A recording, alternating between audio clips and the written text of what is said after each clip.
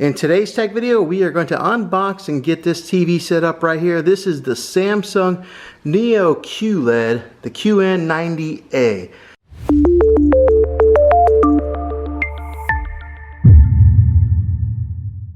So this one here is the 43-inch. It says 42.5 diagonally if you take an actual tape measure to it, but we'll find out once we get it unboxed. And on here, some of the specifics that it states on the box is that it's got the quantum matrix technology, it's got the new Neo quantum processor 4K, and then it tells that it is a HDR. Also on here, it does have all your major apps, your Netflix, YouTube, Apple TV, Disney Plus, and then it's got the Samsung TV Plus because it is a Samsung. Built into it, it does have Bixby, it's got Alexa, Hey Google, and it works with Apple AirPlay. So it's got all your major AI voice command options. But let's go ahead and get this thing out of the box, see what it looks like, and get it set up. Okay, upon opening up the TV here, you get a quick setup guide. Right here is the stand that you hook into the back of the TV, in case you're putting it like on a tabletop or a TV stand. Over here on this side is some remote controls and the cables and hardware. So let's go ahead and get the rest of it out.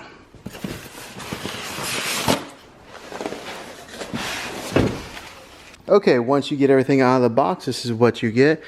Of course, you get your safety precautions manual that hardly anybody ever reads.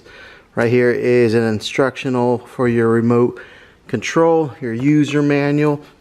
And then here is the remote. Now here's the wonderful thing about this new TV is that it has a solar remote that powers it up using just your lights, but also on the bottom of it, it's got a USB-C connection, so that way you can charge it up like that. So no more AA or AAA batteries. On the front side, this is what the remote control looks like.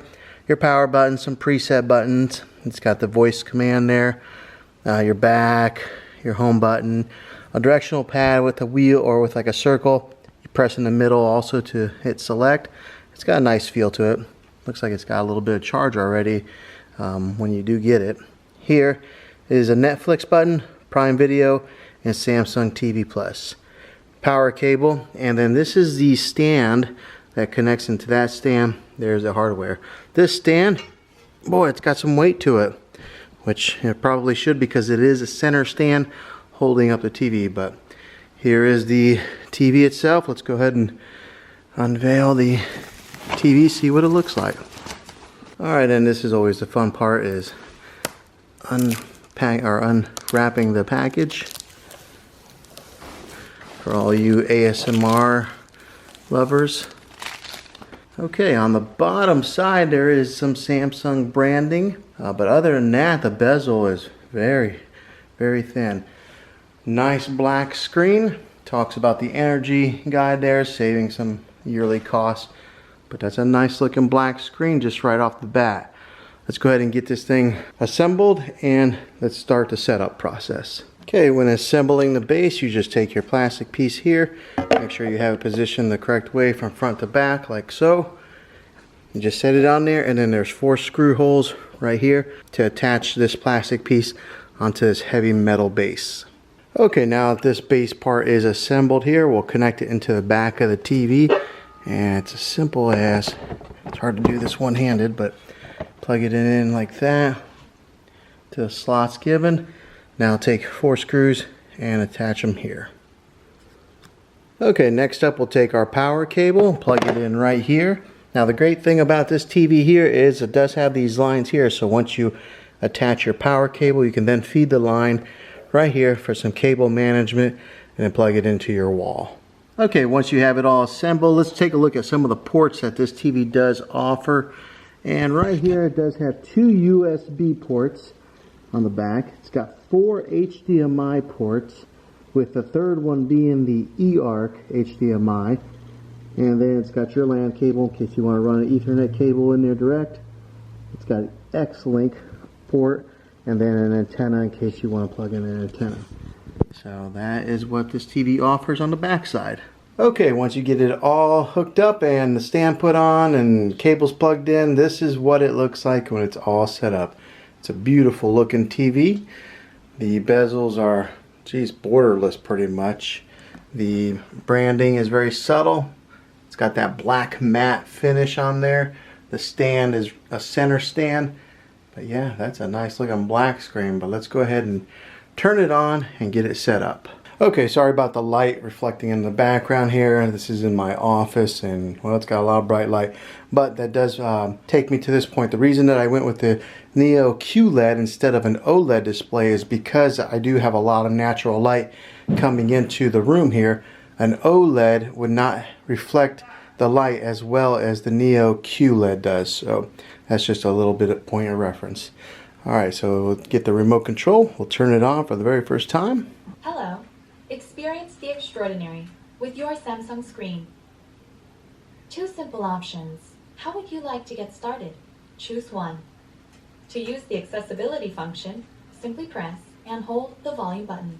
Alright, a couple different options here. You can either get it set up on your smartphone or you can go by the remote control step by step. I do have a SmartThings account, but I'm going to go ahead and set up with a remote. Okay, on this process here, if you have any kind of devices that you're going to be hooking up to a TV, such as like a game system, Xbox, PlayStation, or DVD player, this is where you would connect it in now.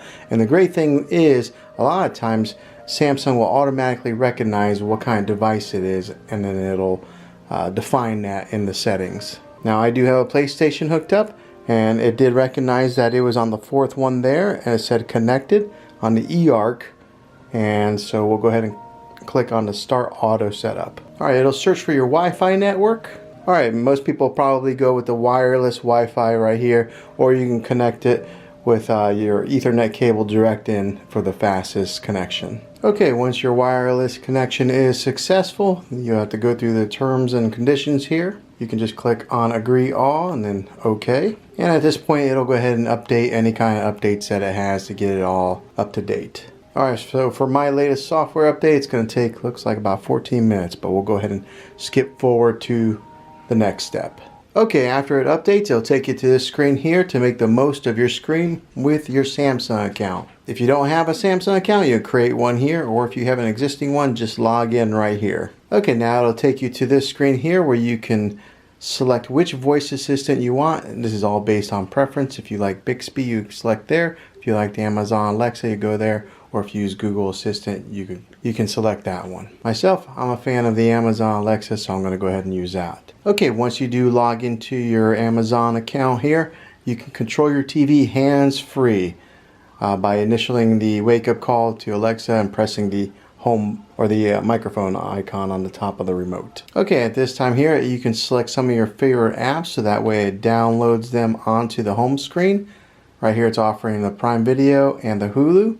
Or you can just go to skip if you don't have either one of those. And now it'll take you to some more options here where you can select Tubi, Prendy TV, which I've never heard of, AMC, and then down here some of your more popular ones with Disney Plus, Hulu, Apple TV, YouTube TV, HBO Max, and Peacock. And if you don't want to select any one of those, you just go ahead and click on Save. Now it'll take you to the adaptive sound screen here where you can improve your viewing experience to the next level. If you want the adaptive sound, you would click Enable Now, or you can click on Later.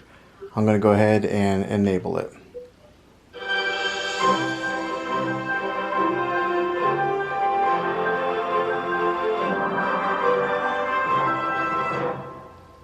Okay, now you'll click on Start Watching TV. Now if you notice, there's a window that pops up here after you click that, and it adapts based on the brightness of your room. Like I said, this room here has a lot of natural sunlight, so the screen automatically adapts for the brightness that's coming into the room.